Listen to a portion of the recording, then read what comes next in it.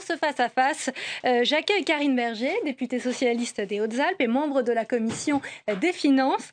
Face à vous, Charles de Courson. Vous êtes député Bonjour. UDI de la Marne et secrétaire de la commission des finances. Alors on va commencer avec le budget. Le projet de loi de finances 2016 a été dévoilé ce matin. Vous allez bientôt en débattre à l'Assemblée nationale. Karine Berger, est-ce un budget électoral de pré-campagne? Non, c'est un budget qui poursuit les engagements de la France. Un seul message, le déficit public du pays continue de se réduire. Il se réduit constamment depuis 2012 maintenant. Et pour 2016, il est prévu un déficit de 3,3% de PIB. On est quasiment, ça y est, on est en train de revenir dans les clous de nos engagements européens. C'est toute la France, quelles que soient les étiquettes politiques, monsieur de Courson, qui devrait se féliciter de ce retour dans les clous. Charles de Courson, vous y croyez à ce déficit à 3,3%? Il y a trois grandes critiques à lui adresser. La première, c'est que les hypothèses retenues sont un peu élevées sur la croissance du PIB, mais surtout beaucoup trop élevées sur la croissance des prix. 1% sur la croissance des prix, on est pratiquement à 0%. On va finir l'année 2015 à 0%. Or, ceci a des conséquences. On voit bien que le gouvernement a eu tendance à pousser l'inflation et à pousser le taux de croissance parce qu'il n'arrivait plus à équilibrer. La deuxième remarque concerne l'idée qu'essaie de faire passer dans l'opinion publique le gouvernement, c'est que ça y est, ils ont compris, on baisse les impôts. Eh bien, pas du tout. C'est pas moi qui le dis, hein. C'est le document. Le taux de prélèvement obligatoire est quasiment stable. Il est quasiment stable. Et vous voyez, sur l'impôt sur le revenu, on dit on va baisser de 2 milliards. Ce qu'on ne dit pas, c'est que si on n'avait pas baissé de 2 milliards, il aurait augmenté de 4,7. Donc il continue à augmenter de 2,7 puisqu'on fait 2 milliards. Globalement. Monsieur de Courson, attendez, je vais jusqu'au sur bout. ce point-là, je suis quand même obligé de vous arrêter un instant. Je finis sur les 16 milliards d'économies qui avaient été promis, engagement à l'égard en plus des autorités bruxelloises. Eh bien, je vais vous donner 2-3 exemples de fausses économies. On nous explique qu'on va faire une économie sur l'assurance maladie, puisque l'ONDAM, c'est-à-dire l'objectif, etc., de dépenses pris en charge par l'assurance maladie, il va croître que de 1,75. Et on nous dit on va faire 3,4 milliards. Mais d'où sortent ces 3,4 milliards? Ah ben on nous explique que si on n'avait pas fait ça, la croissance aurait été de 3,8. Oui, je peux vous donner d'autres exemples. On nous dit on va faire 600 millions d'économies sur les salaires des fonctionnaires, puisqu'on maintient le gel. Mais le gel, ça fait 5 ans que le point est gelé. C'est pas du tout une économie, c'est le maintien du On va laisser Karine Berger répondre. Je vais vous arrêter d'abord parce que... C'est pour ça que globalement, on est en train de refaire la commission des finances. On constate une croissance des dépenses globalisées qui est encore trop forte. Je pourrais parler des collectivités locales. On va laisser tout de suite Karine Berger répondre. Sur les impôts, je crois qu'il faut maintenant admettre la réalité de ce que nous sommes en train de faire. Dès l'année dernière, nous avons choisi de baisser l'impôt sur le revenu pour les personnes qui avaient des petits revenus et qui rentraient dans l'impôt sur le revenu. Ça a été confirmé cette année. L'année prochaine, au total, c'est 12 millions de Français qui vont voir leur impôt sur le revenu baisser ou carrément disparaître parce que c'est un choix qui est un choix très simple de pouvoir d'achat pour les classes moyennes. C'est quelque chose qui, à l'intérieur de la majorité, en tout cas des députés de la majorité, était demandé à longueur, on va dire, de budget. Et je suis vraiment très heureuse que ce soit mis en place. Que M. de Courson pointe des évolutions d'impôts qui ne lui conviennent pas, écoutez, je ne sais pas comment lui dire. On fait ce que vous n'avez jamais voulu faire quand vous étiez en responsabilité, c'est-à-dire à la fois redonner du pouvoir d'achat aux classes moyennes et en même temps baisser les cotisations sur les entreprises, baisser les prélèvements sur les entreprises. C'est une façon de tenter de faire en sorte que notre pays redresse la tête et c'est ce qui est en train d'être fait. Sur la question quand même des économies, parce que moi je ne peux pas laisser dire qu'il n'y a pas d'économies qui sont faites. Je suis navrée. Je ne dis pas ça, je dis qu'il n'y a pas 16 milliards. D'autant qu'en commission des finances, vous avez reconnu que le déficit baissait et que les dépenses étaient maîtrisées. 1 milliard pour le budget de l'État, 72 contre 73. Entre 2002 et 2012, pendant 10 ans, l'évolution des dépenses publiques chaque année était de plus de 30 milliards d'euros. Depuis 2012, l'évolution des dépenses publiques a été réduite de moitié. Et pour l'année prochaine, on propose de diviser par 3 cette évolution. Ce sont des économies très difficiles à faire parce que c'est des efforts pour tout le monde. C'est des efforts de la part de tous ceux qui, effectivement, font partie de l'administration publique. Mais ce sont des efforts qui ne peuvent être, je crois, que salués par d'abord les Français parce qu'ils savent qu'il y a besoin de faire des économies, mais aussi par nos adversaires politiques. On va prendre un exemple de ces économies. Ce sont les APL, la politique d'aide au logement, avec ces aides personnelles au logement, 225 millions d'euros en moins. C'est une mesure que vous auriez pu prendre? D'après ce qu'on a compris de la mesure, c'est pas du tout. C'est une mesure complexe. C'est une mesure un peu complexe. Pour faire simple, on va tenir compte du patrimoine des bénéficiaires de l'APL dans le calcul de l'APL, puisque jusqu'à présent, on ne tenait compte que du revenu. Or, vous avez des gens qui ont des revenus modestes, mais qui peuvent avoir du patrimoine. Enfin, vous avez tous les cas de figure. Bon.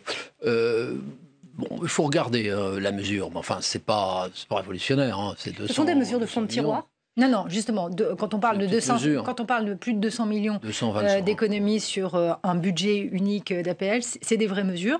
On ne va pas se mentir, hein, c'est des choses qui ont été débattues. La question des aides au logement, c'est des questions qui sont débattues depuis de nombreuses années. C'est une mesure qui essaye de remettre vraiment une justice sociale dans la façon dont les aides de logement sont organisées en France. On sait tous que ce sont des aides qui sont indispensables pour tous ceux qui n'ont vraiment pas les moyens de se loger. Je pense notamment aux étudiants ou aux personnes très âgées sans revenus.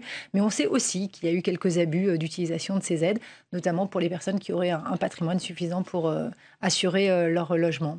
Mais moi, je suis un homme nuancé et j'essaie de m'approcher de la vérité. Je ne dis pas qu'il n'y a pas des efforts de réduction de la dépense. Je dis simplement que les efforts sont tout à fait insuffisants et que les 16 milliards ne sont pas 16 milliards. D'ailleurs, ce n'est pas moi qui le dis, la Cour des comptes, le Haut Conseil attend toujours le détail. Je vous donne 2 exemples. L'assurance maladie, 3,4 milliards. Je me dis, mais qu'est-ce que c'est que ces 3,4 milliards? Sortez-nous les mesures qui permettent de faire 3,4 milliards. Elle dit non, c'est un calcul global. Elles sont dévoilées lors du projet de loi de financement de la sécurité sociale. Si on faisait rien, ça serait 3,8. Je dis, pourquoi, d'où ça sort 3,8? 3,8, c'était la croissance des dépenses d'assurance maladie il y a 7 ans, 8 ans. Vous voyez, donc, elles n'ont cessé la croissance n'a cessé de baisser, mais elle continue à croître. Et à 1,75, c'est extrêmement dur de le tenir, mais il ne faut pas dire qu'on fait 3,4 milliards. Mais sur les collectivités locales, on dit on fait 3,5 milliards. On ne fait pas 3,5 milliards. On réduit les dotations aux collectivités territoriales de 3,5 milliards, mais on ne sait toujours pas quelle est la conséquence sur les collectivités locales. Est-ce que les collectivités locales ne vont pas, ce qui commence à se faire, hein, c'est d'augmenter les impôts. Un tiers des collectivités locales ont augmenté les impôts cette année. Et l'année prochaine, je vous prends les paris que ça dépassera les 50%, voire les 2 tiers. Donc, vous voyez, consolider, c'est pas une vraie économie de 3,5 milliards. Il y a peut-être 1 milliard, 1,5 milliard. Vous voyez, ça, ce que je dis. Et la réduction du déficit est faible.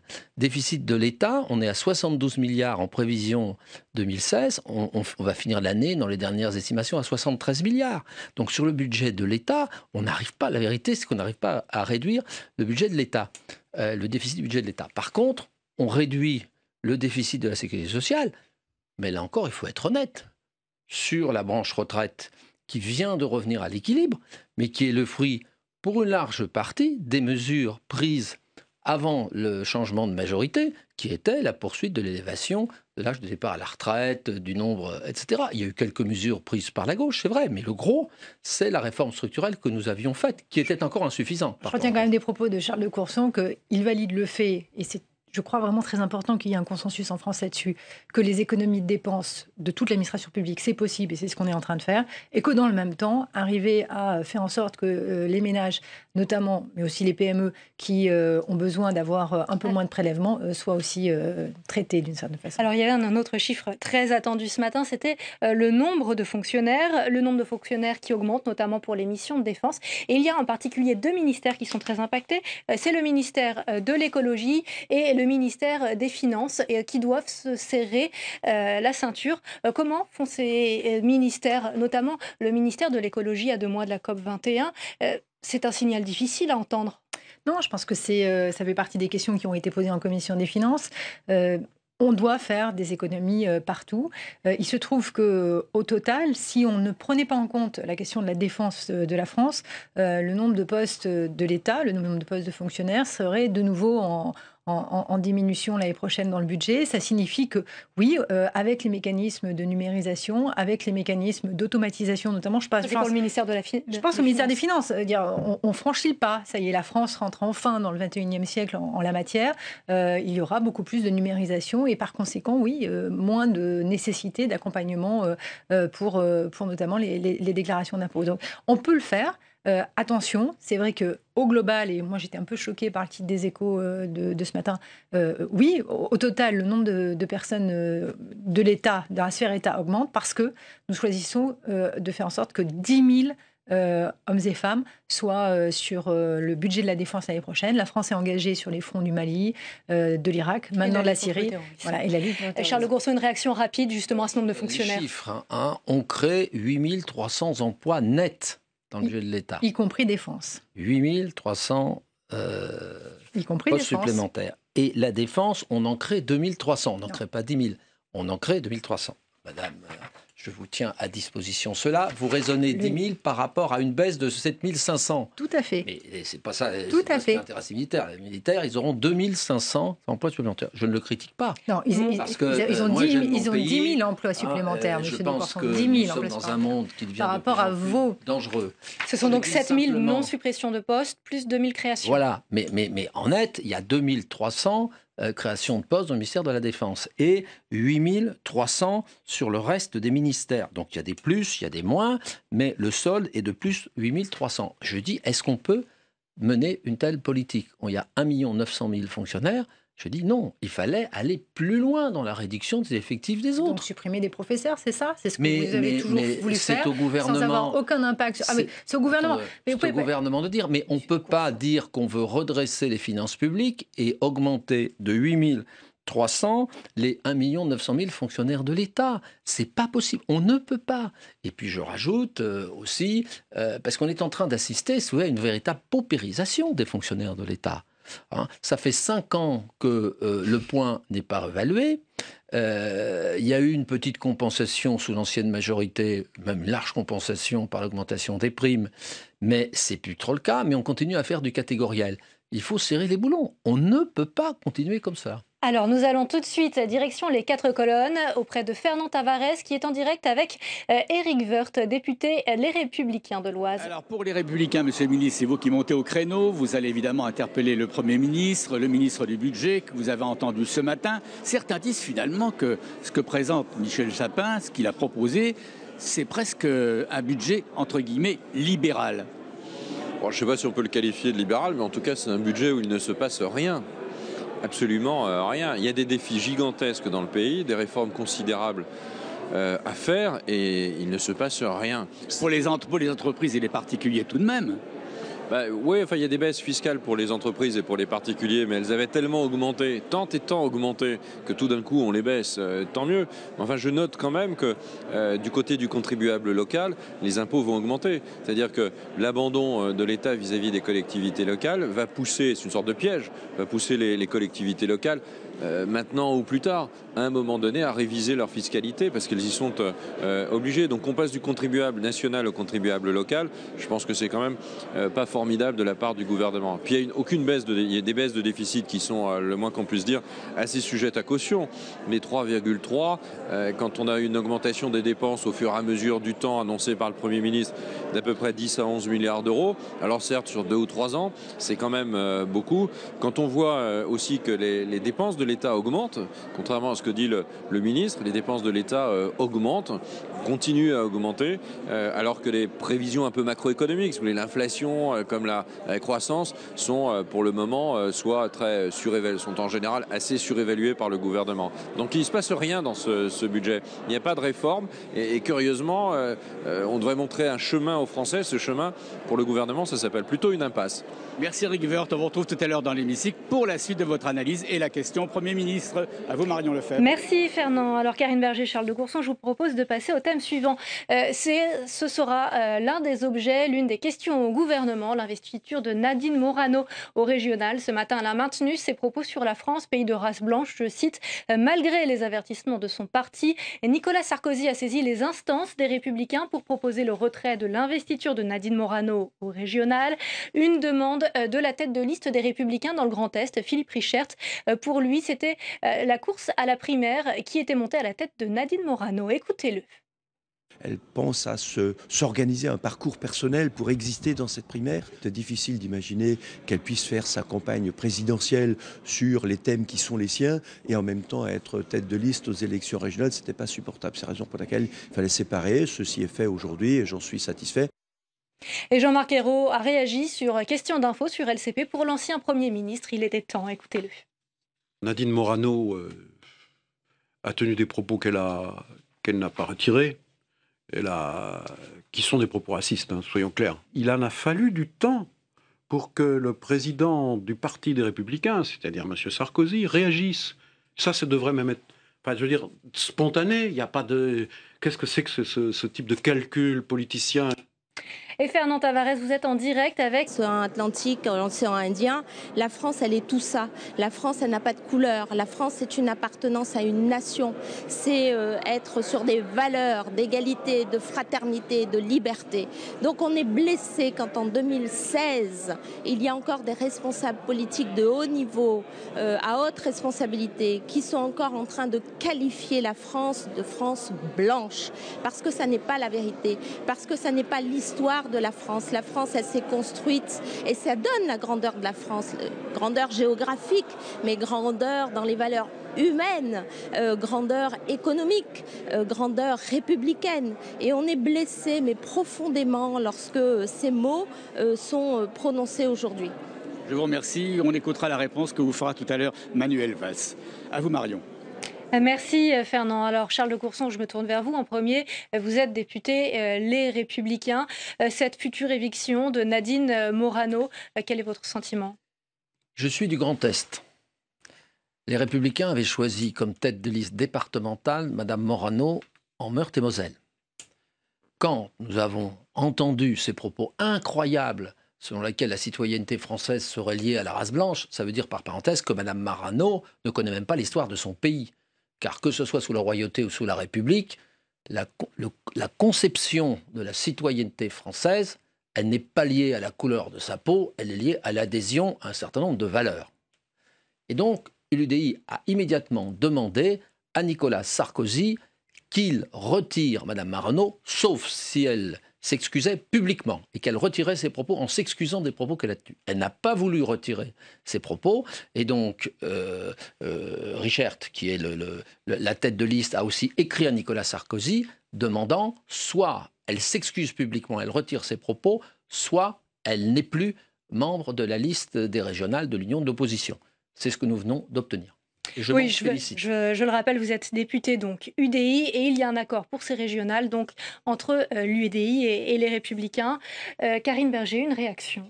Moi, je fais partie des députés, en tout cas des députés socialistes qui militent pour que le mot race disparaisse de la Constitution française. Il est toujours inscrit dans la Constitution française et je le regrette puisqu'il n'y a qu'une seule race humaine. Point. Là, c'est réglé, il n'y a pas de sujet. On devrait dire l'unicité de la race humaine. L'unicité de la race humaine. Mais les propos répétés de Mme Morano posent de multiples problématiques. D'abord, ils ont été soutenus par un certain nombre de personnes politiques. Je pense notamment à M. Estrosi, qui, tête de liste en PACA, a soutenu les propos de Mme Morano. Ils se sont totalement inscrits, d'une certaine façon, dans la façon dont M. Philippot, au nom du Front National, a entendu les propos de Mme Morano. Bref, je suis heureuse que, notamment l'UDI, ait rappelé tout le monde à droite. Tout le monde a rappelé à l'ordre. Sur l'obligation républicaine et sur l'appartenance au camp républicain. Mais je constate que dans une partie du camp Les Républicains, ex-UMP, il y a des personnes qui sont en train de faire jonction directe avec l'extrême droite. Je ne voudrais pas que ce petit buzz de fond qui est qu'au fond, être raciste en France aujourd'hui, pourquoi pas, ça passe, en tout cas ça passe sur les télés jour et nuit, devienne une façon de libérer une parole qui serait non seulement inacceptable, mais qui renvoie vraiment la France dans ce qu'elle a de plus noir en elle-même.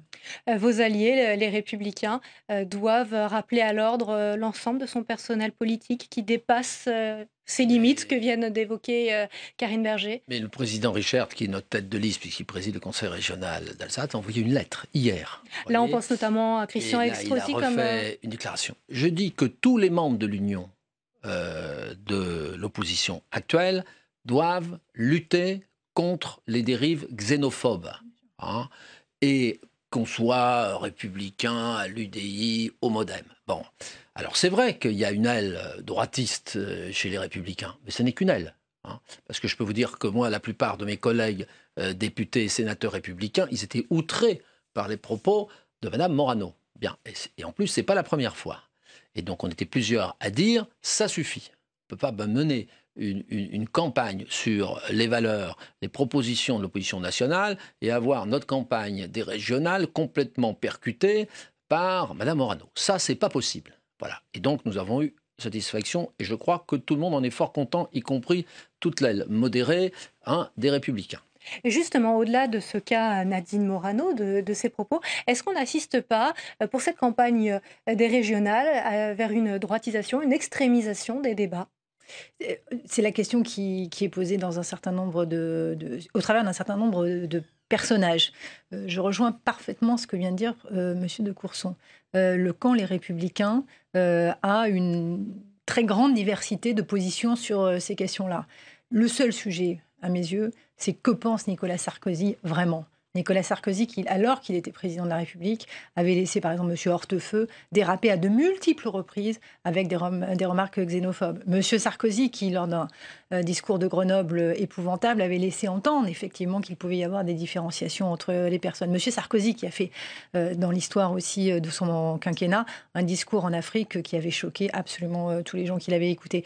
Donc, quelle est la position du président des Républicains sur le fond ? Est-ce qu'il est prêt à laisser sa pensée, son idéologie et ses alliés dériver vers de la xénophobie et des ponts vers le Front National? C'est une question solennelle que la gauche pose à Nicolas Sarkozy, à lui d'y répondre très très vite maintenant, parce que le moins qu'on puisse dire, c'est qu'il a attendu pour répondre à Mme Morano. Charles de Courson. Vous avez toujours des gens qui pensent que face à la montée du Front National, il faut se droitiser.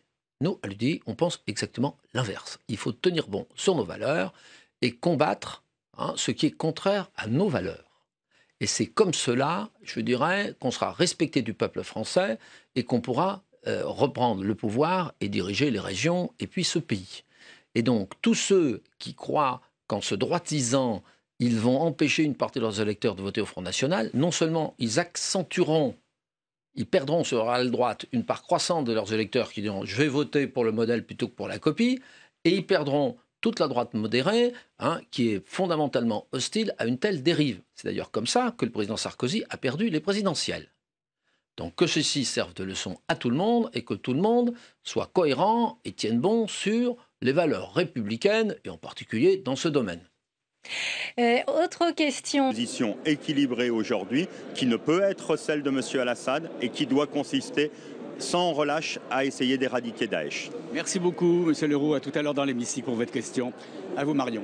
Merci, Fernand. Alors, vous venez de l'entendre, les premiers bombardements russes ont eu lieu en Syrie. La Russie qui ouvre la voie à des frappes aériennes en soutien à l'armée de Bachar el-Assad.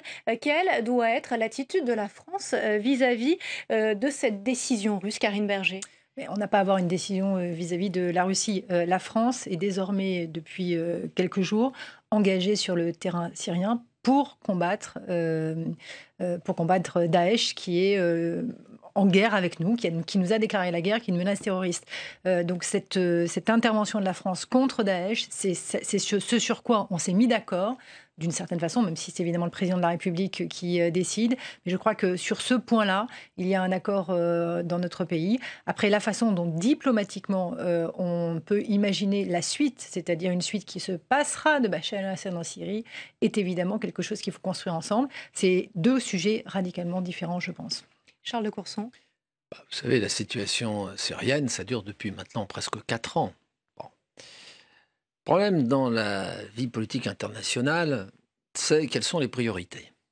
Priorité, je crois qu'il y a un relatif consensus au sein des différents courants politiques pour reconnaître que la priorité, c'est de combattre Daesh, qui sont quand même plus que des barbares, qui nient toutes les valeurs occidentales. Mais il ne faut pas que ça apparaisse comme un combat des Occidentaux contre Daesh.